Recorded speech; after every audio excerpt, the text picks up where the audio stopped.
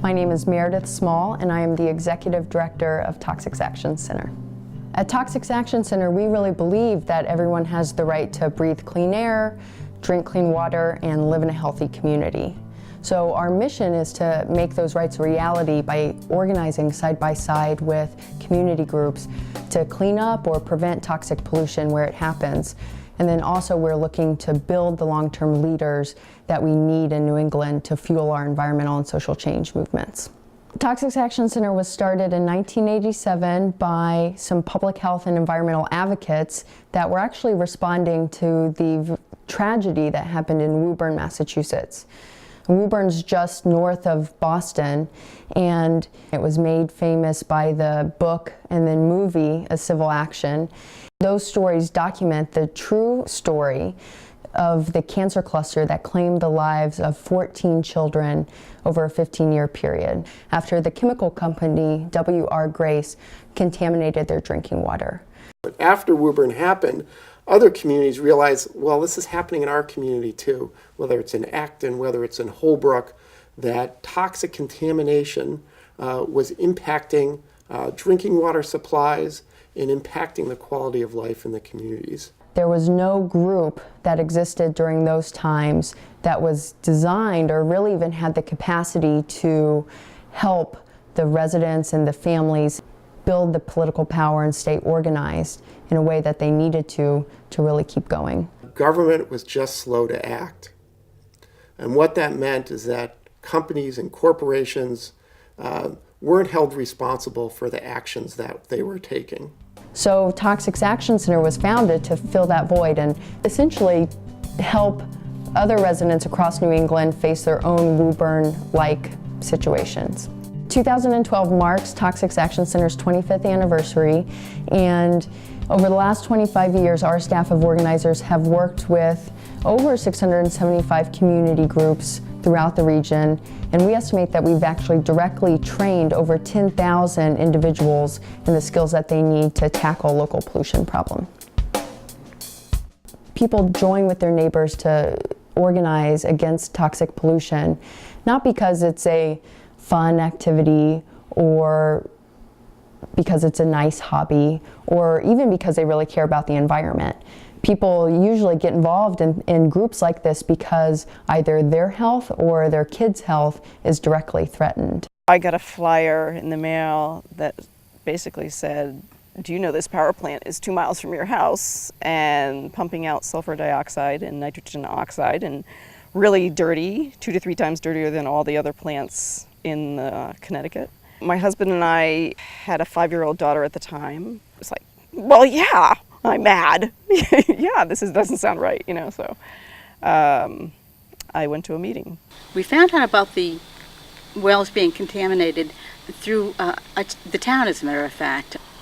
I don't think I had any experience with activism until I started this. We're fighting a big mountain. I mean, 2 multi-billion-dollar corporations. This is where we live. This is our livelihood, and it wasn't about politics.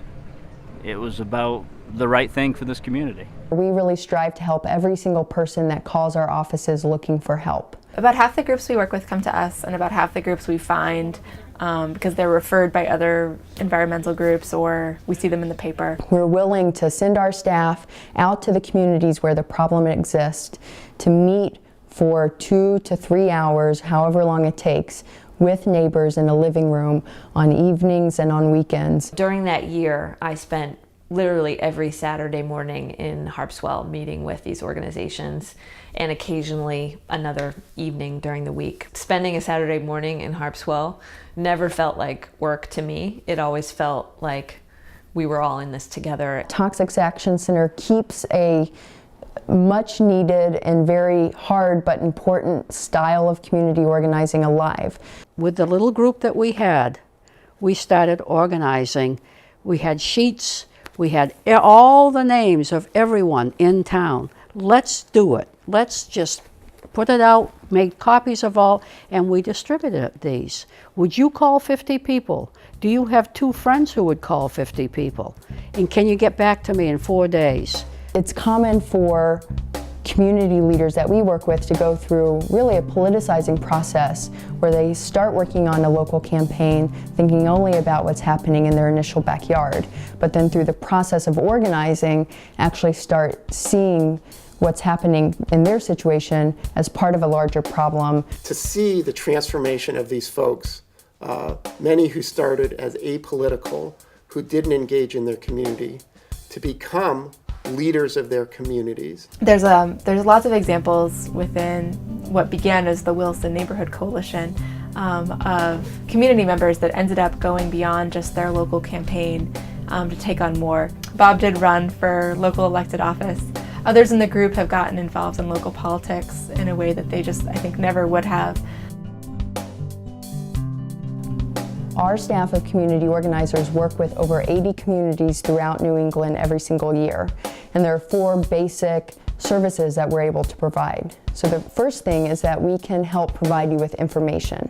So we could help you read and understand the environmental and public health laws as they relate to the issue that you're facing, both how they work on paper and then also how they work in practice. The second thing that we are able to provide is that we have a pretty extensive network of different experts who we can connect you with if you need it for your campaign or your local effort. So everything from technical experts who can help you read and understand test results to folks who can provide actual legal representation. A lot of the people that we work with in our expert referral network are willing to help ad hoc community groups for a reduced fee or pro bono. We're also able to connect you to other activists and community leaders who have dealt with a similar problem before. They had like a community of other people who had similar problems. So we were able to get together in groups to discuss our problems and glean from each other what worked and what didn't. It brought a lot of knowledge and confidence. The third service that we provide is a series of really outstanding events that we organize throughout the year, including conferences and leadership retreats.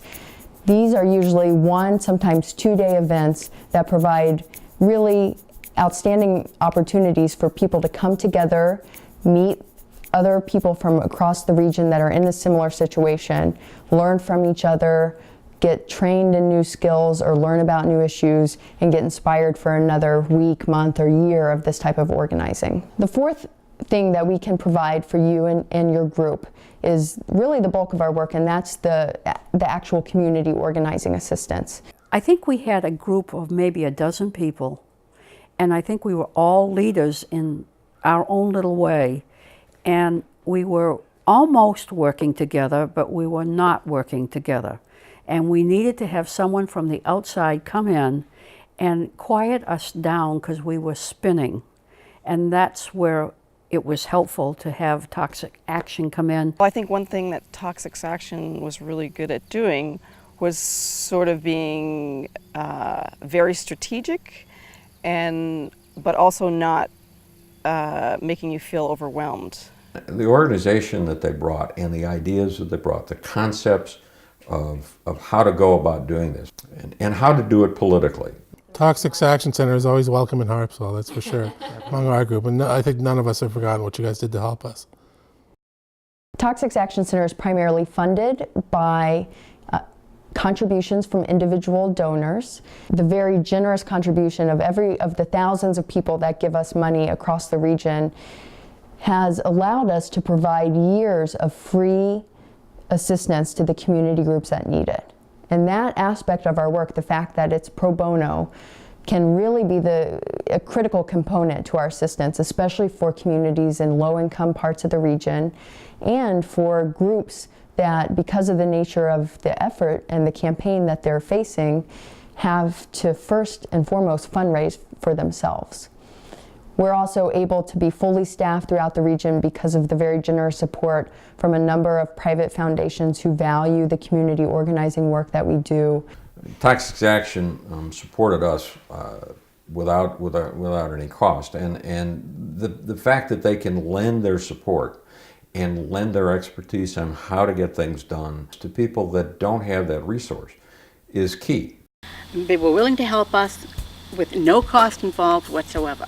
They were willing to come out here and work with us, show us what to do. I like to give to the Toxics Action Center every year because without our help, they wouldn't be able to accomplish all the things that they get accomplished throughout the year.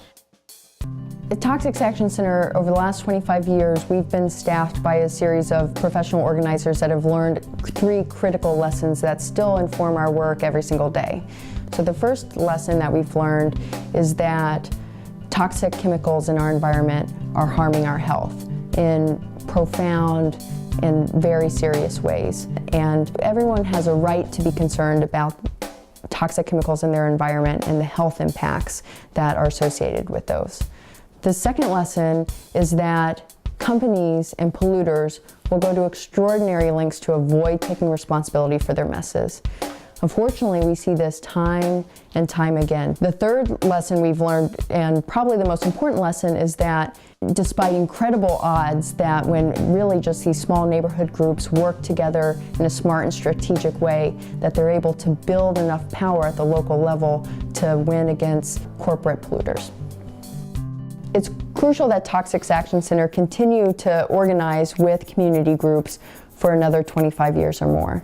Unfortunately, we are still getting calls every week from people living under a smokestack of an incinerator or a power plant, or people who have just found out that the air they breathe or the water they drink is actually unsafe, or from parents who call us concerned that their kid might be exposed to pesticides while they're at school. These problems still exist, and the need for our organizers to spend time working with community groups is just as great now as it ever has been. If you live in a community that is threatened by any sort of toxic pollution problem, or if you really just want to make your community a safer, more sustainable place, the first thing that you should do is call Toxics Action Center or email us to talk to one of our staff to figure out how we can be helpful. What better way to make a difference than fighting for your health and the environment and the health of your family? I mean, if that's not worth it, what is?